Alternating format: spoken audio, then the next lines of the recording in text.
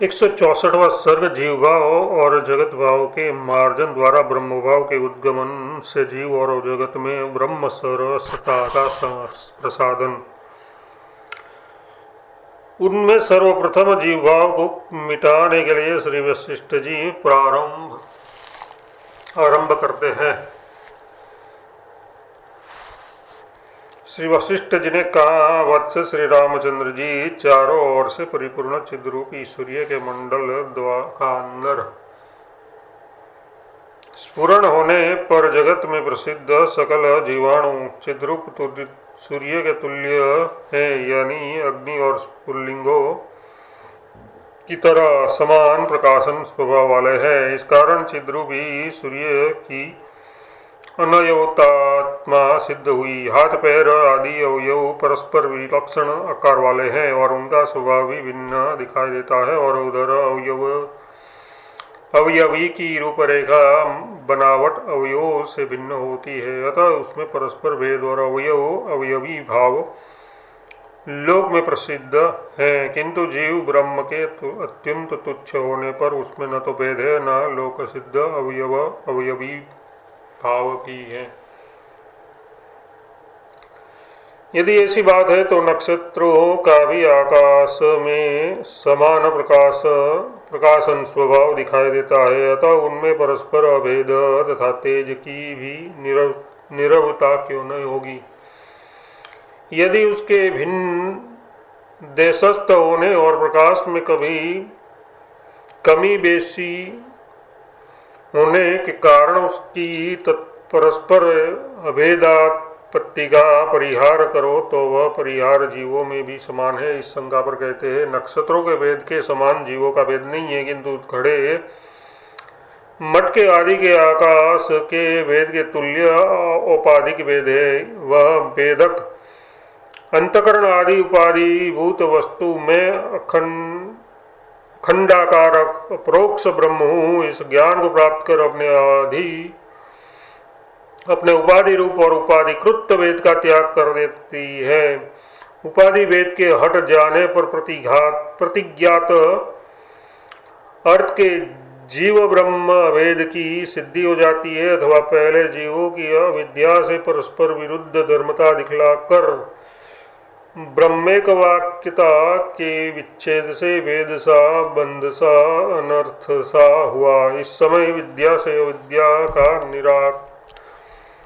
निराश कर विरुद्ध धर्म की निवृत्ति द्वारा फिर ब्रह्मेकता वाक्यता के संपादन से अवयवी विभाग आदि दूसरा मोदक क्या भेदक क्या होगा, यानी कुछ नहीं।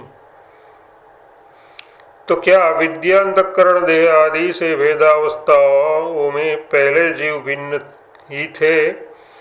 इस समय विद्या द्वारा ब्रह्मैक्य को प्राप्त किए गए इस शंका पर नकारात्मक उत्तर देते हैं। तत्वज्ञों का विषयभूत जो परम निर्मल ब्रह्म है, वह तो इन सभी अवस्थाओं में भेद आदि मल से रहित एक रसी है। उसमें कदापि किंचित भी द्वैत रूपी मल का अस्तित्व नहीं है। यदि ऐसा है तो पहले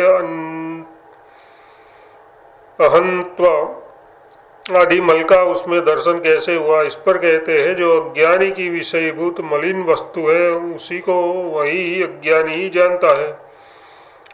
हम तो न हम को जानते हैं, न त्वम को जानते हैं, न अज्ञ को जानते हैं और न अज्ञ के विषयभूत उस मलिन वस्तु को ही जानते हैं। क्यों नहीं जानते, इस पर कहते हैं, ये वह है, ये मैं हूँ, ये सत्य है इत्यादि भेद बुद्धियाँ ज्ञानी में ही होती है, तत्व ज्ञानी में कदापि नहीं हो सकती। भला बताइए तो सुमेरु में कभी मृग तृष्णा हो सकती है, क्योंकि प्यासे पुरुष की थकी मांदी दृष्टि से मृग तृष्णा की प्रतीति होती है। स्वर्गभूत सुमेरु में किसी को प्यास थकान आदि नहीं होते, अतः वहाँ उसकी प्रतीति क्यों नहीं होगी। ये भाव है, जैसे ये ठूठ ही है। ये सीप ही है। यो जिस पुरुष को एक रूप द्रव्य का यथार्थ निश्चय है उसमें किसी प्रकार का संदेह नहीं है। उसमें उससे विपरीत ये ठूठ है या पुरुष है ऐसा संशय ज्ञान और वह ये चांदी है ऐसा भ्रांति ज्ञान नहीं होता। वैसे ही परम तत्व के निश्चित हो जाने पर यानी तत्वतः ज्ञात हो जाने पर अन्य भेद ब्रह्म ज्ञान नहीं टिक सकते। इस प्रकार जीव भाव को मिटाकर जगत भाव को भी मिटाने के लिए उत्पन्न करते हैं। ये दृश्य न तो पहले था न उत्पन्न हुआ न वर्तमान काल में है और आगे भविष्य में होगा। इस प्रकार जगत का मार्जन होने पर यह जगत सद्रूप ब्रह्म ही होकर स्थित है। इस प्रकार मार्जन द्वारा पहले ये जगत रूप से ज्ञात चिदाकाश की झलक स्वरूपभूत शुद्ध ब्रह्म भाव में ही स्थित होती है। उस अवस्था में जीवन मुक्त पुरुषों द्वारा चिदाकाश की झलक ही जगत है। ये बात उसके ज्ञान से ही जानी जाती है। जगत जड़ रूप कुछ नहीं है। जैसे स्वप्नों में और मनोरथ द्वारा कल्पित नगरों में केवल एक निर्मल चिन्ह मात्र के सिवा अन्य कुछ नहीं है, वैसे ही इस समय जागृत नामक जगत में चिन्ह मात्र के सिवा कुछ भी नहीं, उपाधि स्वरूप नहीं है। इस प्रकार उपाधि का मार्जन करने से उपाधि का मार्जन करने से अरूप हुए जीवों में अन्य रूप नहीं है। यो चिदेक रूपता सिद्ध हुई। सदैव सौम्य दग्रम। ये सौम्य सृष्टि के पूर्व ये एक अद्वितीय सत्य ही था। इस श्रुति के अनुसार जिसमें सृष्टि के पूर्व में न परिणामी या उपादान कारण है और न सहकारी और निमित्त कारण ही है, उससे जगत उत्पन्न होता है। ये उक्ति कैसी? अतः ये कुछ भी उत्पन्न नहीं होता। जो उत्पन्न हुआ सा मालूम पड़ता है वह अनादि ब्रह्म ही है। चित्त स्वभाव होने से वह स्वयं ही जगत का सा मालूम पड़ता है। ये सिद्ध हुआ। इसे अर्थ को दृढ़ करते हुए पुनः स्पष्ट करते हैं। इसलिए सृष्टि के आरंभ में कोई भी अपने आप उत्पन्न नहीं होता। अतः एवं अज्ञानियों द्वारा ज्ञात ब्रह्म आदि व्यष्टि और समष्टि स्वयंभू ब्रह्म और ये प्रपंच ब्रह्म से शून्य रूप में ही फैला है। चिदाकाश ही स्वचित्त से वैसा जगत सा प्रतीत होता है। ये सिद्ध हुआ। ये अर्थ है 164वां सर्ग समाप्त। 165वां सर्ग परस्पर में प्रवेश और परस्पर से उत्पन्न होने से जगत की चिन्ह मात्रता सुदृढ़ करने के लिए जागृत और स्वप्न की एकता का वचन कथन। श्री वशिष्ठ जी ने कहा, वत्स श्री रामचंद्र जी, जागृत स्वप्न और सुसुप्ति आपस में एक दूसरे में प्रवेश करने से तीन प्रकार के हैं। जैसे जागृत जागृत जागृत स्वप्न, जागृत सुसुप्ति स्वप्न जागृत, स्वप्न स्वप्न स्वप्न सुसुप्ति सुसुप्ति जागृत, सुसुप्ति स्वप्न और सुसुप्ति सुसुप्ति। उत्पत्ति प्रकरण में इनका उदाहरणों द्वारा विस्तार से प्रतिपादन किया जा चुका है। विशेष वही देखना चाहिए उन भेदों में से जागृत स्वप्न में मनोरथ में पदार्थों के इंद्रिय व्यापार निरपेक्ष होने से केवल मनोमय होने के कारण स्वप्न साम्य से स्वप्न ही जागृत भाव को प्राप्त होता है। इसी प्रकार स्वप्न में भी इतने समय तक मैं सोया रहा हूँ, इतने समय मैं सोया रहा, इस समय जाग रहा हूँ, ऐसी प्रतीति के दर्शन से प्रसिद्ध स्वप्न जागृत में तो अनुभव सिद्ध जागृत ही स्वप्न भाव को प्राप्त होता है। ये अर्थ है। परस्पर में प्रवेश की तरह इनमें परस्पर निमित्तता भी है, ऐसा कहते हैं। स्वप्न जागृत में प्रवेश करता है और जागृत स्वप्न में निकलता है, जागृत स्वप्न से निकलता है। इसीलिए आत्मा स्वरूप स्वप्न रूपी ही जागृत से जागकर जागृत रूप स्वप्न में ही प्रवेश करता है।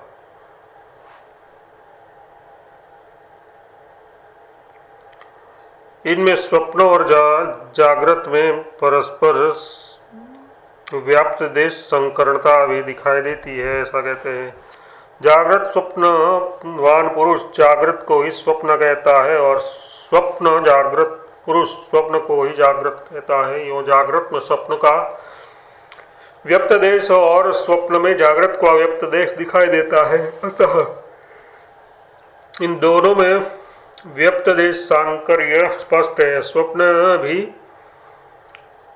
जागृत, यहाँ जागृत के जगत की तरह अनुभव से जागृत ही है, स्वप्न कदापि नहीं है। इस प्रकार जागृत स्वरूप मनोराज्य में जागृत अनुभव स्वप्न ही है, न कि जागृत। स्वप्न की जो स्वल्प कालता है और जागृत की जो दीर्घ कालता है वह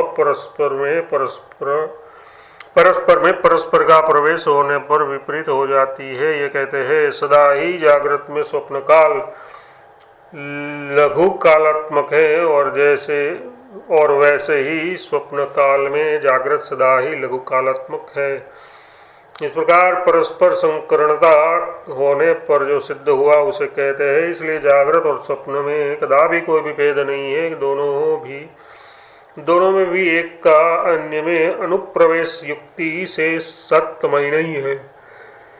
यदि कोई कहे स्वप्न प्रबोध काल में निवृत्त हो जाता है और स्वप्न पदार्थ भी जागृत काल में शून्य हो जाते हैं, लेकिन जागृत इस प्रकार निवृत्त नहीं होता और जागृत पदार्थ असत दिखाई देते हैं।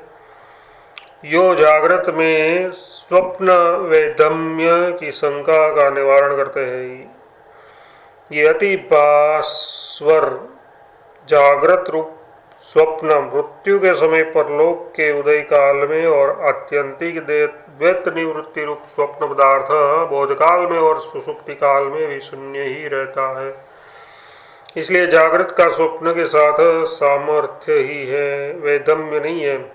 यदि कोई कहे आज के स्वप्न पदार्थ कल के स्वप्न में असत ही है, लेकिन आज के जागृत पदार्थ कल के जागृत में रहते हैं, यो जागृत और स्वप्न में वैधम्य है ही। इस आशंका का अनन्य जन्मों में जागृत पदार्थों की अनुवृत्ति के आदर्शन द्वारा परिहार करते हैं। जागृत रूप स्वप्न समय में जीवित पुरुष को मृत्यु हुई बिना मरने के उपरांत दिखाई देने वाले दृश्यों का अभाव होने से परलोक रूप जागृत तनिक भी नहीं दिखाई देता। इसलिए आज के जागृत के पदार्थों की कल के जागृत में आवृत्ति नहीं दिखाई देती, ये सिद्ध हुआ। इसलिए जागृत में उक्त वैधम्य भी नहीं है। ऐसी परिस्थिति में आज के इस स्वप्न में जो जीवन आदि सकल पदार्थ स्वाप्त पदार्थों से शून्य होने पर भी भ्रांति से ही नानात्मक को मालूम होता है मैं जीता हूँ, यो जीवन आदि का बोध होने पर आगे आने वाले दिन का कल का तथा बीते हुए दिन का कल का स्वप्न परलोक सदस्य ही है। इसलिए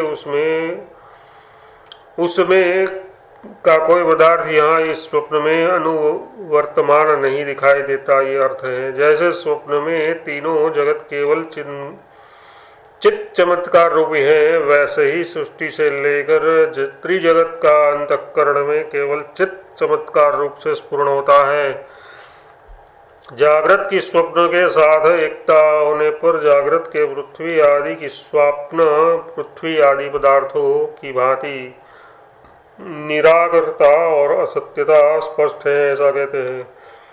विपुल कलेवर विस्तीर्ण दिखाई देने वाले जागृत पदार्थ असत्य भूत ही है। वास्तव में जैसे स्वप्न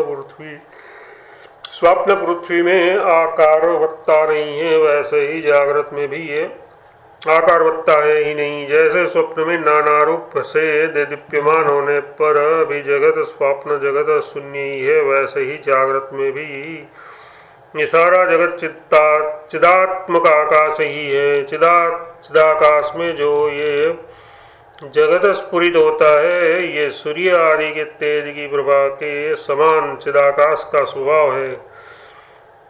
चिदाकाश में इस प्रकार विराट रूप से उसी का स्फुरण होता है। चित्ती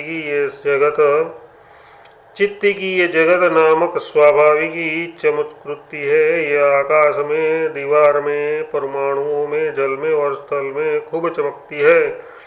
ये मिथ्या असत्य स्वरूप भ्रांति, जिसका शरीर केवल भ्रांति मात्र है, वस्तु सत्य वस्तु की नाई सामने खड़ी है।